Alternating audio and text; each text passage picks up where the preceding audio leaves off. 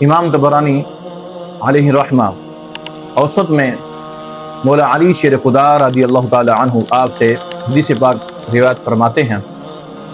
مولا علی شیر خدا رضی اللہ تعالی عنہ آپ فرماتے ہیں کہ آقا علیہ الصلوۃ والسلام آپ نے ارشاد فرمایا، جو بندہ سردیوں کی راتوں میں سخت سردی میں وضو کرتا ہے رب ذوالجلال کی رضا کے لیے، تو اللہ تبارک تعالیٰ اس بندے کو ڈبل ثواب عطا فرماتا ہے۔ جو بندہ نہ سردی دیکھتا ہے نہ گرمی دیکھتا ہے، رب ذوالجلال کی رضا دیکھتا ہے کہ میں نے جو اپنے رب ذوالجلال کی عبادت کرنی ہے اس خلوص نیت کے ساتھ، دل لگی کے ساتھ، شوق کے ساتھ، نہ سردی دیکھتا ہے نہ ہی گرمی، صرف رب ذوالجلال کی رضا دیکھی اور وضو کر لیا۔